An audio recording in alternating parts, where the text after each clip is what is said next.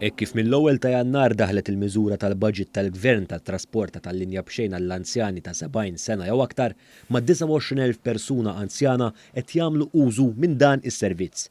Ma' One News, il-Ministru għat-Trasport Ian Borch tkellem dwar l-importanza tal-użu tat trasport pubbliku sabiex il-poplu jkompli jkontribwixxi għat-tnaqqis ta' traffiku madwar pajjiżna. Qal li din il-miżura għenet ukoll l-anzjani apparti żieda oħra fil-pensjonijiet. Fl-ewwel ta' Jannar ta' din is-sena iddaħlet il-miżura ġdida li ħabbarna bħala gvern fil-budget li għadda u allura kważi 29,000 persuna il fuq minn 70 sena issa qed jiggwadanjaw minn tal-linja b'xejn.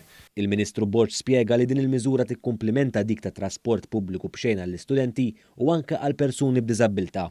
Spjega wkoll l-ispiża totali li qed jonfoq il-Gvern għal dawn il-miżuri. Il-fatt li issa żidna daqstant in-nies li jinsabu eligibbli għal trasport pubbliku b'xejn, il-miżura tal-Gvern huwa investiment ta' 3.8 miljun euro illi aħna naraw investiment importanti, investiment allura iżjed użu, iżjed patronaġġ fuq tal-linja, dik tfisser ukoll inqas karozzi fit-toroq u nkomplu nikkombattu l-isfidi tagħna tal-konġestjoni, l-emissjonijiet u sfidi oħra li ġib magħha.